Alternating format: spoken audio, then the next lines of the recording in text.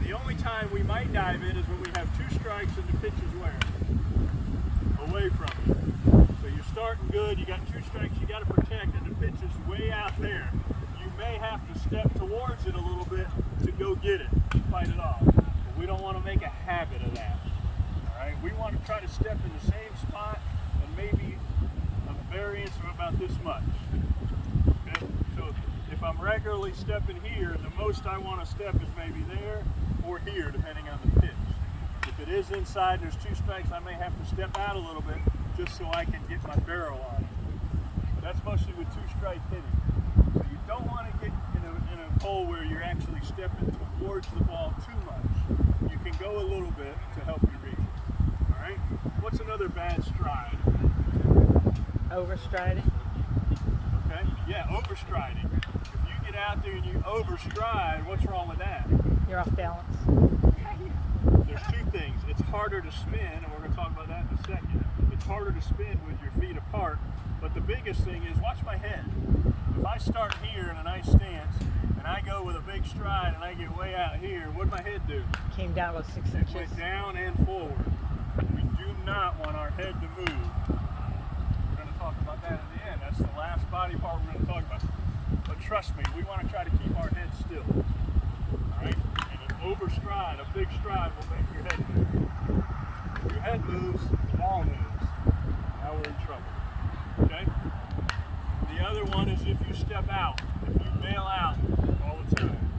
You start good, your stance is nice, you're one of these that steps out. What does that do? What did it do already? Takes your power away. It opened my hips early, and it also opened my shoulder early. It's actually changing my swing plane. Now my swing plane is only over here, and I'm only going to be able to hit the inside pitch because I stepped out and bailed out on it. All right? You don't want to do that on a regular basis. If it's a pitch with 2 strikes and it's in, and you think you're going to have to swing at it, then you can step out and go ahead and pull it and get that out. But we want to be consistent in our stride. We don't want our stride to put us in trouble. All right? So really what we want to do is we want to pick it up, put it down. Nice little baby stride, pick that foot up, put it right back down where it came from. Then we're going to be pretty safe doing that. Okay? So that's our feet. Next thing we want to talk about is our hips. All right, repeat after me. 85% of your potential energy comes from the rotation of the body. Comes from the rotation of the body. All right? 15% of your potential energy 15% of your potential energy comes from the forward movement of your body. comes from the forward movement of your All right, body. so we got that? There's 2 types of motion that are involved in hitting. Rotary motion and linear motion. Rotary motion moves energy up and down. Linear motion moves energy horizontally.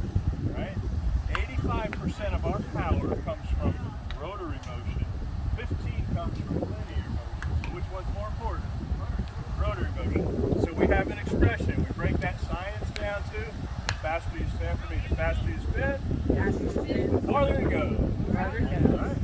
Scientific principle. The faster you spin, the farther it The goes. faster you spin, So the further we it want goes. to rotate. We want to fire the hips. That's why we're bringing that up now, because the body part that allows us to do that are the hips. Right? I call the hips the doorway. The hips are the door. If the door's locked, the energy does not move from your feet to your hands. They've got to clear the door. So in order to open the door, the hips have got to be unlocked. So we have to be able to go from closed to open. Okay? Hips are closed, ball's coming this way, hips are open. Okay? We've got to get the hips through. We tell the kids, take a picture of the picture with your belly button. When you're done, take a picture of the picture with your belly button. Now the one body part that we watch in order to tell whether we did it or not, if we're looking to see if the right hip goes from here to here, what other body part can I look at? What's connected to the right hip? The right foot. So the easiest thing to watch, a teammate of yours, all right, have somebody watch yours if you don't think you're getting your hips through, just have them watch your back foot. All right, it should look like this. If I do it right, take my swing, I should be up on my back toe. All right, ready for the kids' turn?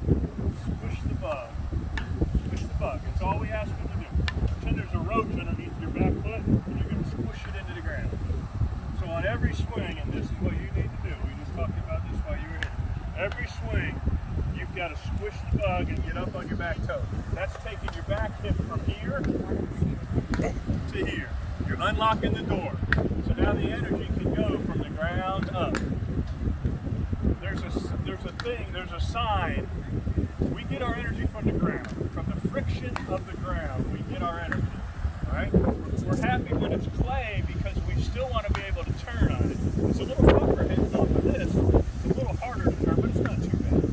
But in the clay, we like to be able to turn a little bit, and in that friction we get. That's why the batter's box gets torn up. Because we're getting our energy from the friction of our feet against the ground. We're creating some of that torque, some of our energy that we hit with. Okay? So a torn up batter's box means you're getting after it, you're using it. So with our energy, we've got to get it from the hips and moving forward. Okay? So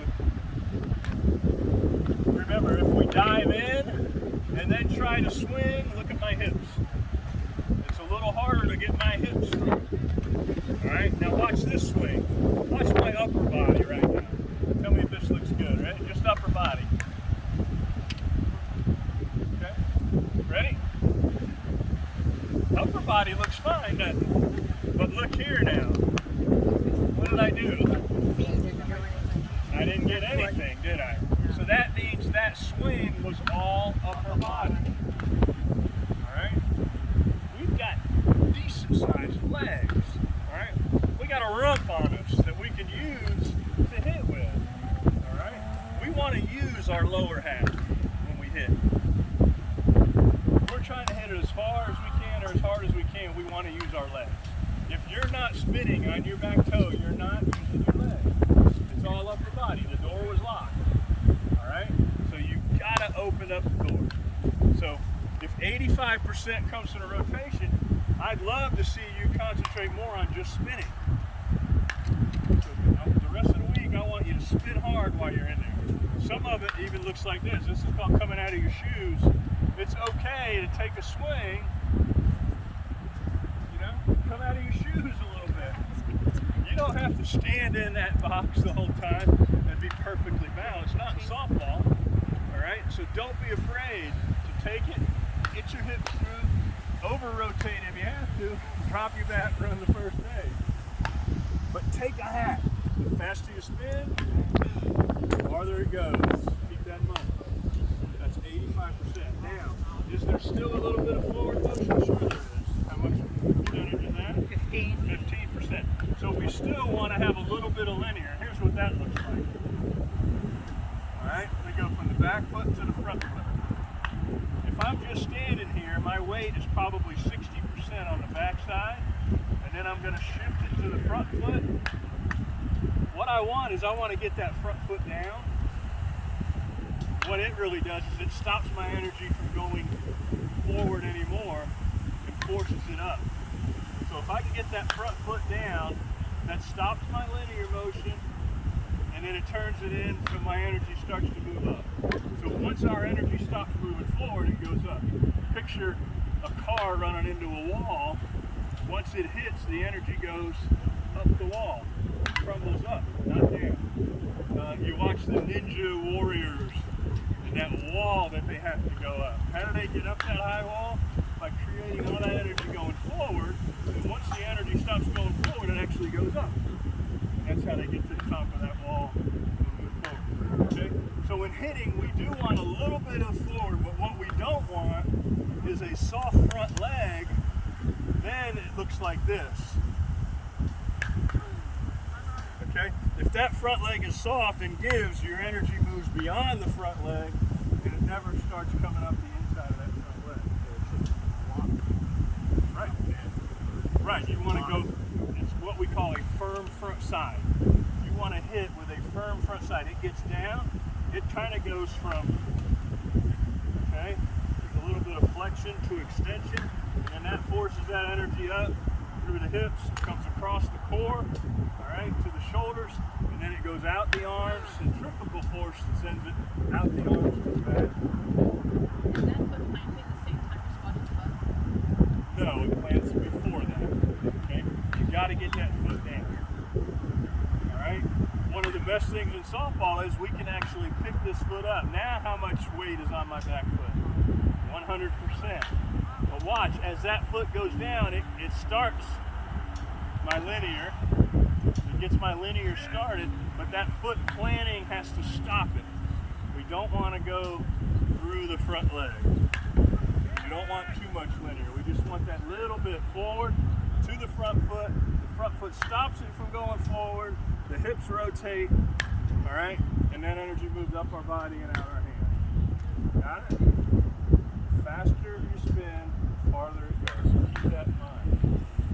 All right? And you can have a friend in the dugout look at which foot to tell whether you got your hips through. Your back toe. You want to squish that bug. Get up on your back toe. It's going to help you a lot. All right? I'll watch the rest of it. It's one of the biggest culprits that we have when we're not doing it right. We're not getting our hips through. We're swinging with all arms. It's just not going anywhere. All right? So remember that. Hips, you got to get them through.